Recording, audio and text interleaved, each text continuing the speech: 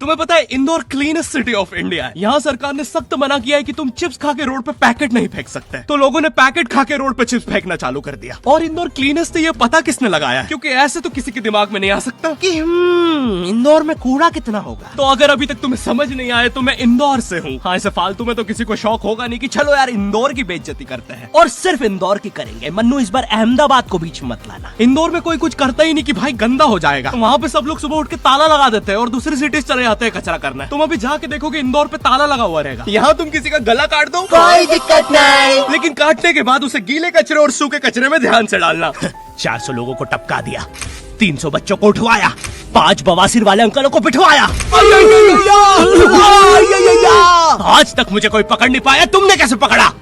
वो आपने ये गीला कचरा सूखे रहने दीजिए, मैं देख लूंगा। तो मैं इंदौर के एक पास वाले गांव खिड़किया में रहता हूँ। खिड़किया इतना छोटा गांव है, वहाँ एक वाईफाई नेटवर्क में पूरा गांव कवर हो जाता है। इनफैक्ट खिड़किया नाम भी उस वाईफाई नेटवर्क का ही था, तो गांव वालों ने सोचा यही रख लेते हैं। तो अभी खुद का चला लॉक हो गया मेरे गाँव का नाम। किसी ने वो वाईफाई हैक कर लिया है। इतना छोटा गाँव है, तुम नॉर्मली भी चलोगे तो ऐसा लगेगा कि 80 की स्पीड पे जा रहे हो। चीजें इतनी तेज साइड से निकलती है। भाई यहाँ इंसानों के लिए स्पीड ब्रेकर्स लगे, और भागते समय तो हेलमेट पहनना पड़ता है। मेरे गाँव में लौंडे लड़के बोलते अपनी लोकेशन भेज, फिर उन्हें पता चलता है वो ऑलरेडी लोकेशन पर ही है। यहाँ जितने लोग हैं उससे ज्यादा तो दिल्ली में लड़कियों के मेल बेस्ट फ्रेंड्स होते हैं। इतना खाली गांव है, लोग अपनी ही गुंजी हुई आवाज से बात कर रहे होते हैं। भाई मेरा गांव मैन वर्सेस वाइल्ड के एक एपिसोड तक में है। दोस्तों, मुझे नहीं पता मैं ये कहाँ आके फंस चुका हूँ। मुझे तो ये भी नहीं लगता कि मैं यहाँ से जिंदा वापस जा पाऊंगा। यहाँ तो अपना मूत भी चैन से नहीं पीने देते लोग, वो भी आकर छीन लेते हैं। मेरे गाँव में हर जगह बेटी पढ़ाओ बेटी बचाओ लिखा है, जो की बेटियों से लिखवाया उनके स्कूल छुड़वा के। इतने अंगूठा छाप लोग पढ़ लिखने के बाद भी पेन से अंगूठा बनाते हैं। हाँ, पेन से फिंगरप्रिंट बनाने की कोशिश करते हैं। इनके सामने लड़की भी घोड़ी बनेगी तो उसे भी चराने ले जाएंगे। इतने गवार मेट्रो की पटरी पे हक देते हैं। भाई मेरे गांव में जब अंग्रेज थे तब गुलामी भी वही करते थे, क्योंकि तुम ये गांव वालों से कुछ नहीं करवा सकते। यहाँ 3-3 दिन तक बिजली नहीं आती है, लेकिन फिर भी कोई खंबे से चिपक के मर जाता। तो यहाँ पे एक 10th क्लास की कोचिंग थी, और भाई ये कोचिंग पूरी प्रॉपर थी। वो तुम्हारे मोहल्ले की ट्यूशन जैसी नहीं, जहाँ वो बालों में टावल बांधकर निक्कर स्लीपर में एक दीदी तुम्हें पढ़ाती थी। वो दीदी के घर पे इतने सारे बच्चे आते थे पढ़ने, दीदी को पता ही नहीं कौन क्या है। दीदी छोड़ो, बच्चों को नहीं पता टीचर कौन है। एक बच्चा पढ़ाई में अच्छा है, सब लोग उसको ही टीचर समझ रहे हैं। वो बच्चे ने अपनी अलग कोचिंग खोल रखी है बीच में। वो नए टीचर्स लेके आ रहा है। स्टूडेंट्स, ये है मिस्टर अब्राहम जी, अब से आपको केमिस्ट्री यही पढ़ाएंगे।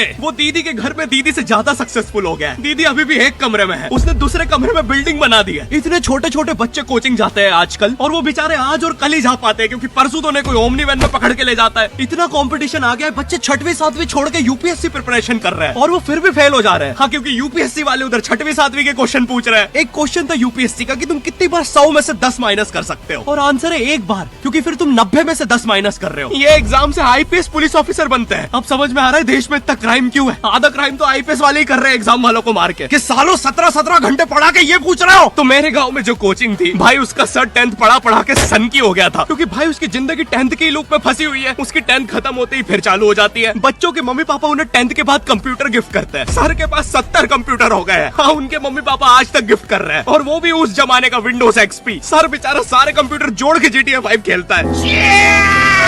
सर इतना 10th क्लास में है, वो कोचिंग के बाद अपनी कोचिंग की लड़कियों के सामने बाइक से स्टंट मार रहा होता है। देख कोमल, राज ने तो सबको पीठ पे कुत्ते मारे हैं, तू कोई नई नहीं है। शबाक, पीठ पे कुत्ते मारने वाला राज।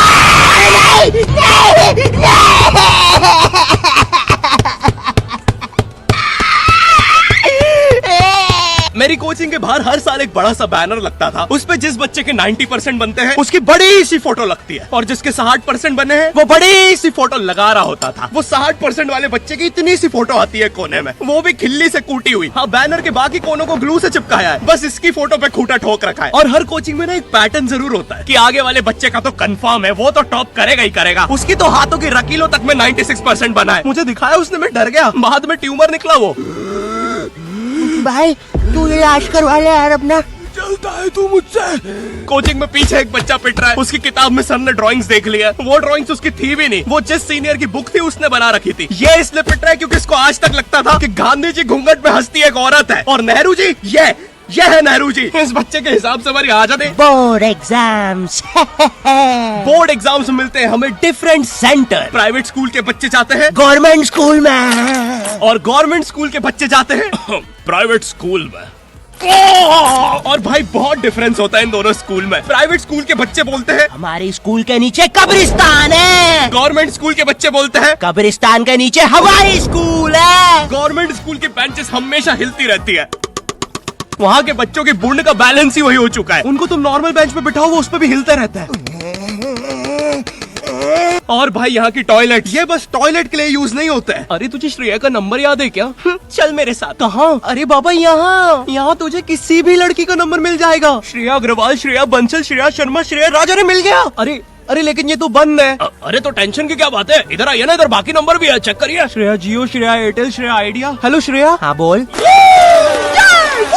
और बोर्ड एग्जाम से वो एक सरप्राइज इन्विजिलेटर चेकिंग होती है ना, जिसमें एक टीचर्स का ग्रुप बीच एग्जाम में रैंडमली आके तुम्हारी चेकिंग करने लग जाता है। एकदम से 5 लोग मिलिट्री की तरह अंदर घुसते हैं, पूरी क्लास में स्मोक कर दिया। एक तो अंडर कवर बच्चा बन के ही बैठा था पीछे। मैं यहाँ 15 मिनट से उससे क्वेश्चन पूछ रहा हूँ। मेरा ना इनसे बस एक क्वेश्चन है, भाई आराम से भी आ जाओगे तो क्या दिक्कत है? तुम्हें चीटिंग ही पकड़नी है ना, अंदर दाऊद थोड़ी ना बैठा है। इतना सीरियस चेकिंग कर रहे हैं, जेब चेक कर रहे हैं, जूते उतरवा रहे हैं, कुत्ता लाके ड्रग टेस्ट से चालू कर दिया। और गवर्नमेंट स्कूल के बच्चे इतने हरामी, वो लोग भी चीटिंग में नहीं ड्रग टेस्ट में फंस रहे हैं। कुछ भी हुए जा रहा है, पीछे दाऊद मिल गया है उनको। हाँ, वो 10th क्लास ओपन से कोई भी करने आ जाता है। करनी होगी दाऊद को 10th, मुझे क्या पता, अनपढ़ गैंगस्टर अच्छा लगेगा क्या? और बोर्ड्स के रिजल्ट के टाइम पे हमेशा एक गरीब बच्चा न्यूज पे छाया रहता है, हाँ, जिसने स्ट्रीट लाइट के नीचे पड़ के फिर से टॉप कर दिया है। एक तो साले ये गरीब बच्चों का ना अलग कंपटीशन चल रहा है। ये साले हर साल गरीबी में टॉप करने का नया रिकॉर्ड बनाते जा रहे हैं। इस बच्चे ने स्ट्रीट लाइट के नीचे पड़ के टॉप कर दिया है, इस बच्चे ने तो पत्थर की चिंगारी में पड़ के टॉप कर दिया है, जब बिजली चमकी थी तब जल्दी से पड़ के टॉप कर दिया है, जुगनू की जगमगाती जुगनी में टॉप कर दिया है, गरीब की आंखों में आई उम्मीद की रोशनी में टॉप कर दिया है। अरे भाई जब इतने गरीब हो तो एग्जाम का फॉर्म भरने के पैसे कहाँ से आ रहे हैं?